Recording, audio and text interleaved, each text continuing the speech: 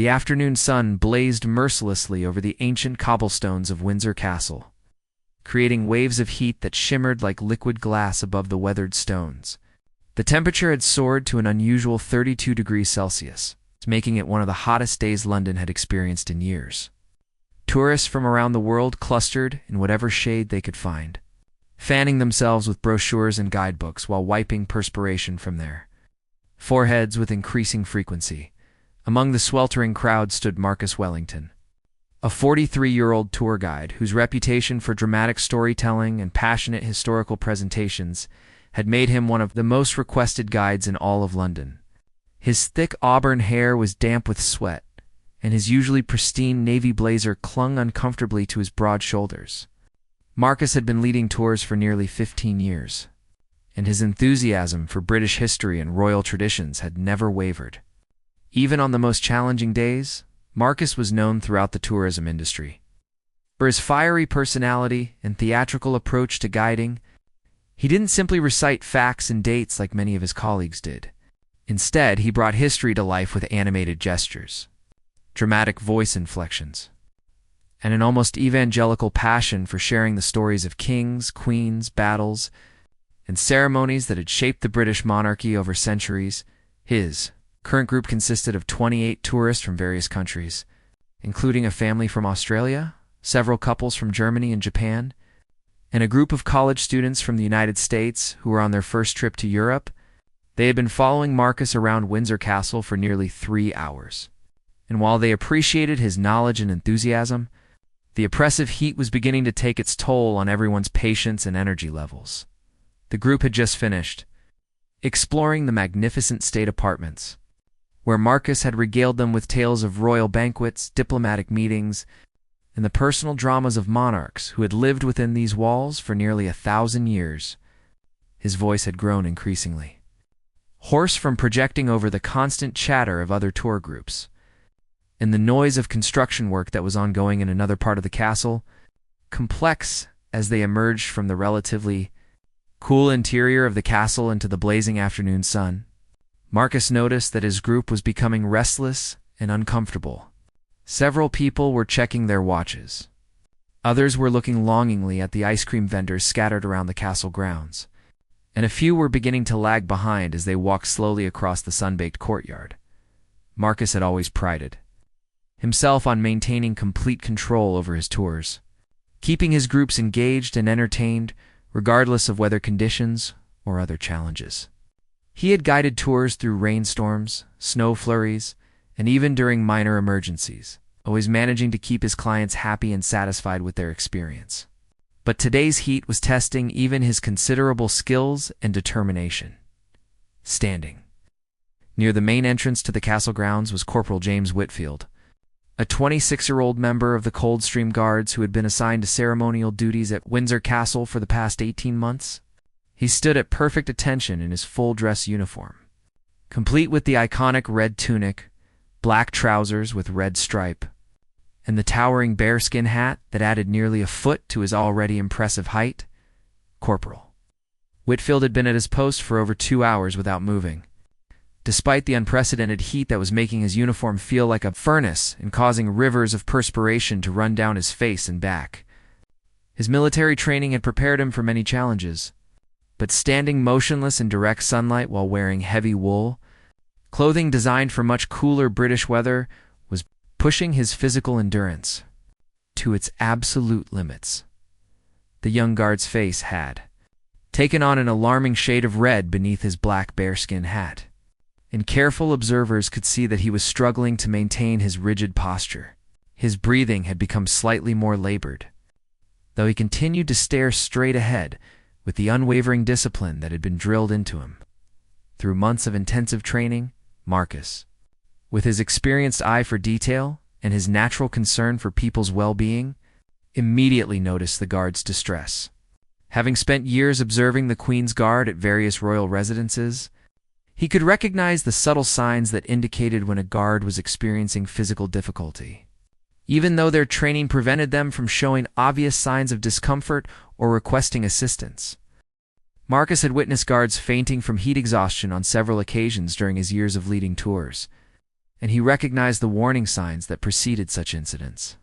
The slight swaying motion that Corporal Whitfield was trying to suppress, the way his fingers were pressing just a bit too firmly against his rifle, and the almost imperceptible pallor that was beginning to show around his eyes.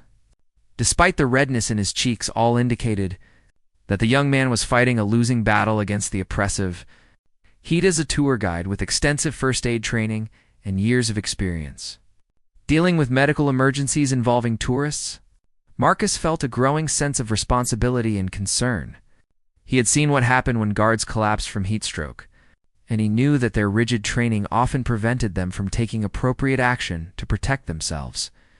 Even when they were in genuine physical danger, Marcus's fiery temperament, which normally served him well in entertaining and educating tourists, now began to manifest as passionate concern for the guards' welfare.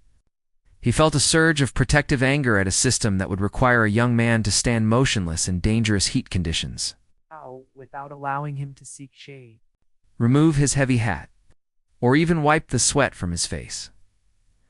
His tour group had gathered in a semicircle near the guard's position, with many of them taking photographs and videos of the impressive figure in his ceremonial uniform. Some tourists were making the usual attempts to get the guard to smile or react, apparently oblivious to his obvious distress and discomfort in the blazing sun. "Ladies and gentlemen," Marcus announced to his group, his voice carrying the authority and passion that had made him famous among London tour guides. "I want you to observe something that most people miss when they visit these magnificent royal residences. This young man has been standing in this exact position for hours, wearing a heavy wool uniform and a hat that weighs several pounds, all while maintaining perfect military posture and heat that would challenge even the most physically fit individuals." Several members of his tour group began to look more closely at the guard. Noticing for the first time the signs of heat stress that Marcus had observed, a middle-aged woman from Germany expressed concern, asking if the guard was allowed to take breaks or seek shade when the weather became dangerously hot. Marcus explained that the Queen's Guard were bound by centuries of tradition and military discipline that required them to remain at their posts regardless of weather conditions, pain, or personal discomfort. He described how guards had famously remained at their positions during air raids in World War II, through thunderstorms, snowstorms, and heat waves, always putting duty before personal safety or comfort. But as he spoke, Marcus could see that Corporal Whitfield's condition was deteriorating rapidly. The young man's face had progressed from red to an alarming shade of purple, and Marcus could detect a slight tremor in his hands that suggested he was fighting to maintain consciousness. Years of experience told Marcus that the guard was perhaps only minutes away from collapsing, which could result in serious injury or even death in these extreme conditions. The passionate tour guide made a decision that would surprise everyone present, including himself. Despite his deep respect for royal traditions and military protocol, despite his understanding of the importance of the guard's ceremonial duties, Marcus felt that human life and safety had to take precedence over ceremony and tradition. "Excuse me, soldier," Marcus called out clearly, stepping closer to the guard's position while his tour group watched with growing interest and concern. "I can see that you're experiencing heat distress, and I'm genuinely worried about your well-being. This heat is dangerous, and you need to take care of yourself." Corporal Whitfield's eyes flickered slightly in Marcus's direction, though his head remained fixed in its required position. The brief eye contact was enough to confirm Marcus's fears about the guard's condition. He could see genuine distress and perhaps even a silent plea for help in the young man's eyes. Though military protocol prevented him from verbally acknowledging his situation or asking for assistance, Marcus felt his protective instincts flaring even stronger. As someone who had dedicated his career to sharing the history and traditions of the British monarchy with its visitors from around the world, he deeply respected the institution of the Queen's Guard and understood the importance of their ceremonial duties. But he also understood that these were real human beings, young men who deserved to be protected from genuinely dangerous situations. The tour guide's fiery personality, which had always served him well in commanding attention and respect from his groups, now manifested as determination to help someone in need. Regardless of the potential consequences or the unconventional nature of his intended actions, what Marcus did next shocked everyone who witnessed it, including his own tour group who had never seen their normally professional guide take such an unprecedented action. Without warning or explanation, Marcus stepped directly in front of Corporal Whitfield and placed both of his hands firmly on the guard's shoulders. Then, using his considerable strength and the full force of his passionate conviction that human safety trumped all other considerations, he gave the guard a firm but careful push backward, away from his post and toward the shade of a nearby stone archway. "You need to get out of this sun immediately," Marcus said firmly, his voice carrying some commanding authority he used when directing tour groups through crowded attractions. "I don't care about protocol or tradition when someone's life might be in danger. You're showing clear signs of heat stroke, and you need shade, water, and medical attention right now." The crowd of tourists who had gathered around the guard's position gasped in collective shock and disbelief. Many of them had their cameras and smartphones raised, expecting to capture typical tourist interactions with the famous Queen's Guard, but instead found themselves witnessing something completely unprecedented and potentially scandalous. Corporal Whitfield, caught completely off guard by the unexpected physical contact and the sudden disruption of his rigid stance, stumbled backward several steps before regaining his balance. For a moment, his military training warred with his body's desperate need for relief from the dangerous heat. His face showed a mixture of confusion, gratitude, and concern about the potential consequences of being forced to abandon his post, "Sir, I cannot leave my position," Corporal Whitfield managed to say, his voice hoarse and strained from hours of controlled breathing in the oppressive heat. "I have orders to maintain my post regardless of weather conditions or personal discomfort. I could face serious disciplinary action if I abandoned my duties." Marcus's fiery temperament flared even brighter at this response, his face flushed with passionate indignation, as he realized that this young man was so committed to following orders that he was willing to risk his own health and safety rather than seek appropriate medical attention when he clearly needed it. "Orders be damned," Marcus exclaimed, his voice carrying across the courtyard and drawing the attention of dozens of additional tourists and castle staff members. "No tradition, no matter how ancient or respected, is worth risking a young man's life. You're showing clear signs of heat exhaustion, and if you collapse out here in this sun, you could suffer permanent damage, or worse." The tour guide's passionate outburst created a ripple of murmured conversations throughout the growing crowd of onlookers. Some tourists began taking videos of the confrontation, sensing that they were witnessing something unusual and potentially newsworthy. Others looked around nervously, unsure whether they should intervene, call for help, or simply observe the unfolding drama. Marcus's own tour group stood frozen in fascination and concern. Having never seen their normally controlled and professional guide display such intense emotion or take such dramatic action, they had become accustomed to his theatrical storytelling style. But this was clearly not part of any planned presentation or educational demonstration. "I've been leading tours for 15 years, Marcus continued, his voice rising with passionate conviction, "and I've seen guards collapse from heat stroke, dehydration, and exhaustion. I've watched young men like you suffer serious medical emergencies because they were too committed to following orders to protect themselves when they were in genuine danger." As Marcus spoke, several members of the crowd began to notice what he had observed earlier. The guard's face was indeed an alarming shade of red. Perspiration was streaming down his face and neck, and he was clearly struggling to maintain his usually perfect military posture. Some tourists began to murmur expressions of concern, while others started looking around for castle security or medical personnel. But what happened next surprised everyone present, including Marcus himself, who had expected his actions to result in immediate intervention by castle security, possible arrest for interfering with a royal guard, or at minimum, a stern reprimand from authorities for disrupting official ceremonies and protocols, instead of the negative reaction that everyone anticipated. Something unexpected began to happen among the crowd of witnesses. Rather than condemning Marcus for his unprecedented interference with the royal guard's duties, people began to express support and approval for his actions. a woman in her 60s, who had been part of a different tour group from Canada, stepped forward and called out clearly, "That man is absolutely right. No job is worth risking someone's health and safety, especially in this dangerous heat." Her declaration was immediately followed by nods of agreement and murmurs of support from other tourists who had been watching the situation unfold. "I'm a retired nurse," announced another woman.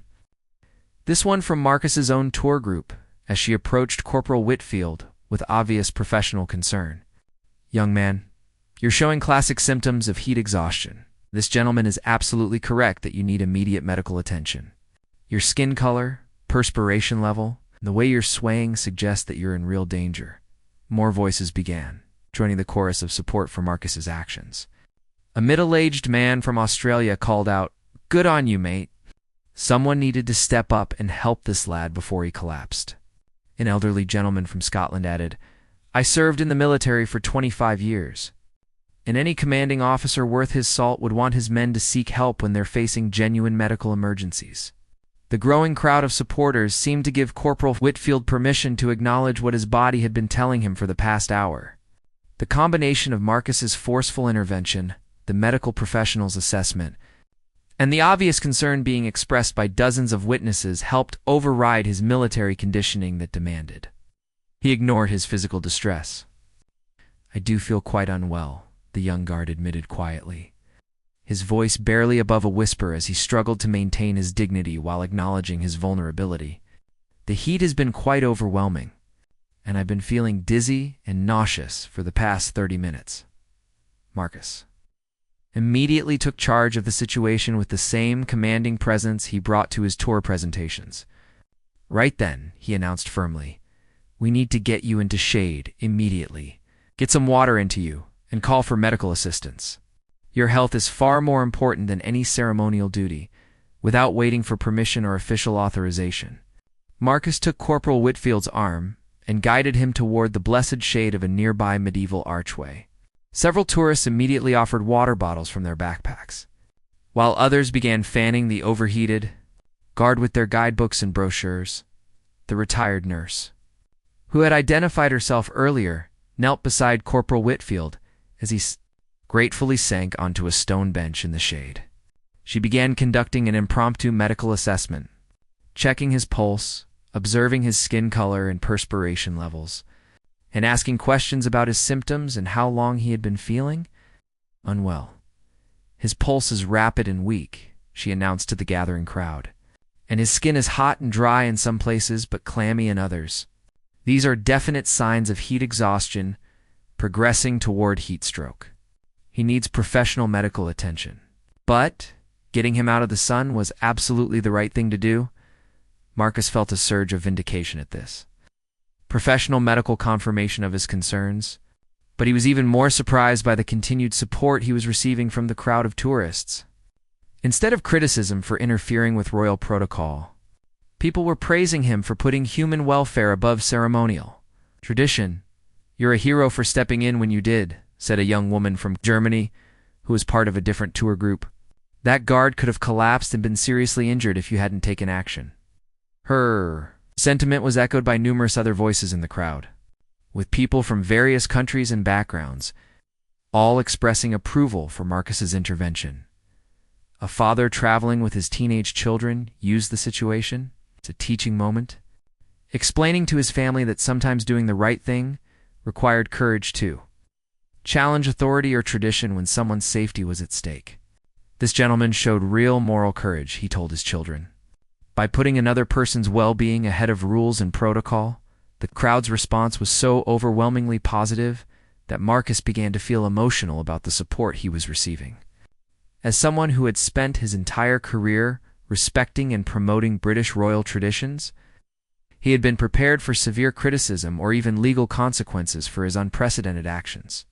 Instead, he was being praised by people from around the world for demonstrating basic human compassion and moral courage. Even more surprising was the reaction of other castle staff, members who began arriving on the scene. Rather than reprimanding Marcus for interfering with official duties, security personnel and administrators seemed primarily concerned with ensuring that Corporal Whitfield received appropriate medical care, and that proper protocols were followed for handling a guard's medical emergency within minutes. Professional medical personnel arrived with a wheelchair, cold packs, and for fluids to provide proper treatment for the guard's heat-related illness, as they worked to stabilize his condition and prepare him for transport to a medical facility. Several staff members approached Marcus to thank him for his quick thinking and decisive action. A senior castle administrator, a distinguished woman in her 50s, wearing an official Windsor Castle uniform, approached Marcus as the medical team continued treating Corporal Whitfield. Her expression was serious but not hostile, and Marcus braced himself for what he assumed would be an official reprimand or possible consequences for his actions. "Sir," she began formally, "I am Margaret Henderson, Deputy Administrator for Windsor Castle Operations. I want you to know that while your methods were highly unconventional and technically violated several protocols regarding interaction with on-duty guards, your actions today likely prevented a serious medical emergency that could have resulted in permanent injury or worse for one of our guardsmen." Marcus felt a mixture of relief and surprise at her measured response. He had expected harsh criticism, or even arrest for physically moving a royal guard from his post, but instead was receiving what sounded almost like official gratitude for his intervention. "We have comprehensive medical protocols in place for exactly these situations," Ms. Henderson continued.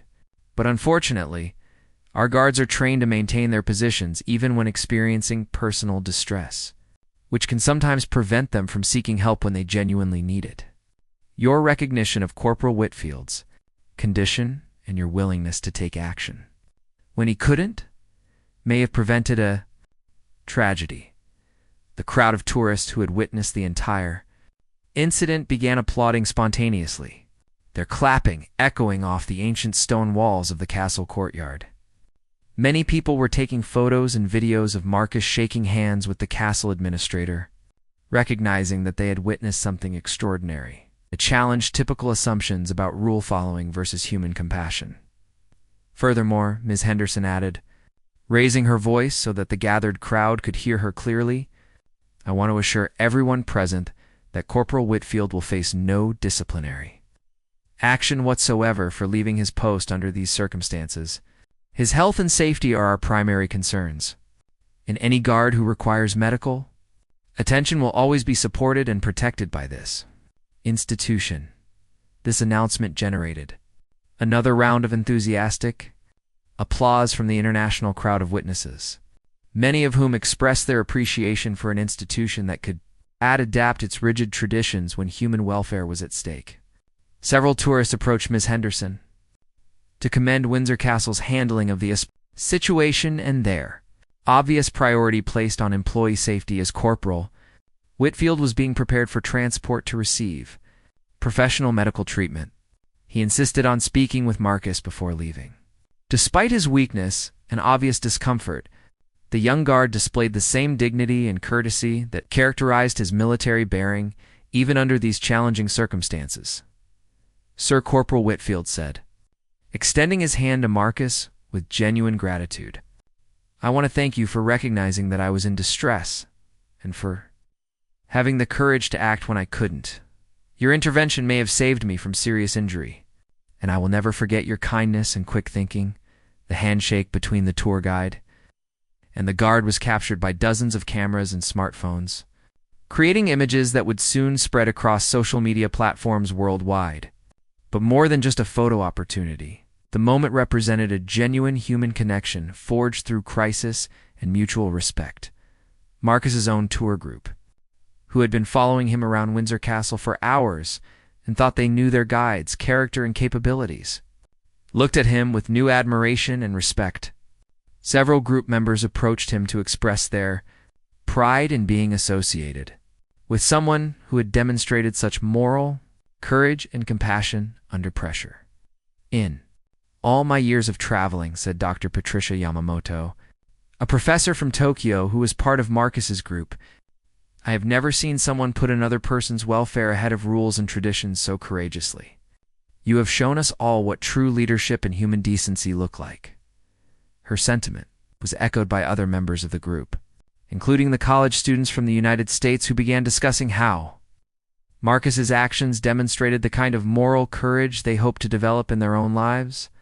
The incident became an unexpected but powerful lesson in ethics, compassion, and the importance of standing up for others, even when it might involve personal risk or social criticism. As news of the incident began spreading through social media, with multiple videos and accounts being shared across various platforms, the story took on a life of its own. People around the world began commenting on and sharing the footage, almost universally praising Marcus for his quick thinking and moral courage in prioritizing human safety over ceremonial protocol. The story resonated particularly strongly with current and former military personnel, many of whom shared their own experiences with dangerous conditions and the sometimes conflicting demands of following orders versus protecting oneself and others. Veterans from various countries posted comments expressing their appreciation for someone who recognized that military personnel are human beings deserving of care and protection, not just symbols or entertainment for tourists within hours. Major news outlets had picked up the story, recognizing it as a compelling example of how ordinary individuals can demonstrate extraordinary moral courage when faced with situations requiring immediate action. The coverage uniformly portrayed Marcus as a hero who had put human compassion above social convention, challenging viewers to consider how they might act in similar circumstances. 2 weeks after the incident at Windsor Castle, Marcus received an unexpected phone call that would change his understanding of how his actions had been perceived at the highest levels of the royal establishment. The caller identified herself as Lady Catherine Morrison, private secretary to His Majesty the King. Requesting a meeting to discuss the events of that sweltering afternoon and their aftermath, Marcus arrived at Buckingham Palace on the appointed day, still unsure whether he was being summoned for commendation or reprimand. He was escorted through magnificent corridors lined with centuries of royal portraits and priceless artworks, finally arriving at an elegant office where Lady Catherine waited with a warm but professional smile. "Mr. Wellington," she began, gesturing for him to take a seat in a comfortable leather chair, "I want to begin by expressing His Majesty's personal gratitude for your actions at Windsor Castle. Your quick thinking and moral courage prevented what could have been a serious tragedy, and your willingness to put human welfare above protocol demonstrates the very best of British character." Marcus felt overwhelmed by the unexpected praise from such an exalted source. He had spent his entire career celebrating and promoting the monarchy's traditions and history, never imagining that he would one day be personally acknowledged by the royal household for challenging those very protocols. "Furthermore," Lady Catherine continued, "your actions have prompted a comprehensive review of our procedures for protecting the health and safety of our guards during extreme weather conditions. While we deeply value the traditions and ceremonial aspects of their duties, we recognize that these must never come at the expense of their well-being." She explained that new protocols were being implemented across all royal residences, including mandatory hydration breaks during extreme heat, permission for guards to signal distress without breaking their formal stance, and enhanced training for supervisory personnel to recognize signs of heat-related illness or other medical emergencies. "Your intervention," Lady Catherine noted, "has ultimately made our institution stronger and more humane. While preserving the dignity and importance of our ceremonial traditions, this is precisely the kind of constructive challenge that helps ancient institutions adapt to modern realities without losing their essential character." Marcus learned that Corporal Whitfield had made a full recovery after receiving prompt medical treatment, and had specifically requested that Marcus be thanked for potentially saving his life. The young guard had returned to duty with no lasting effects from his heat exhaustion, and had since been promoted to Lance Corporal, partly in recognition of his dedication to duty even under dangerous conditions.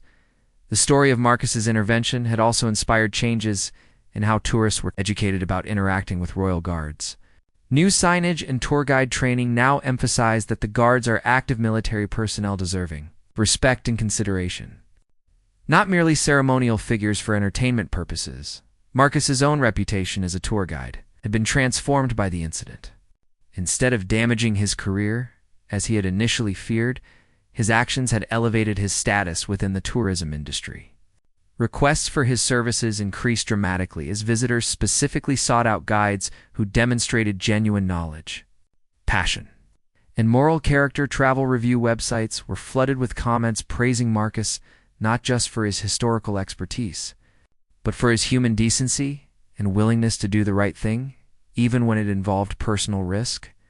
International tour companies began reaching out to offer him positions, recognizing that his combination of professional expertise and demonstrated integrity made him an invaluable ambassador for British tourism. The incident had also strengthened Marcus's relationship with his regular tour groups. Clients who witnessed his actions that day became some of his most enthusiastic advocates, recommending him to friends and family planning visits to London. They appreciated knowing that their guide was someone who would prioritize safety and human welfare over convenience or protocol. 6 months after the Windsor Castle incident, Marcus received another surprise recognition when he was awarded the British Tourism Award for Outstanding Service, specifically citing his demonstration of moral courage and his positive representation of British values to international visitors. The award ceremony was attended by tourism industry leaders, government officials, and media representatives who had followed his story. In his acceptance speech, Marcus reflected on how the incident had taught him that sometimes the most important service one can provide is simply recognizing when another human being needs help and having the courage to act on that recognition, regardless of social conventions or potential consequences. That afternoon at Windsor Castle, he said to the assembled audience, "I wasn't thinking about awards or recognition, or even about whether my actions were technically appropriate. I was simply looking at a young man who needed help and deciding that his welfare was more important than any rule or tradition."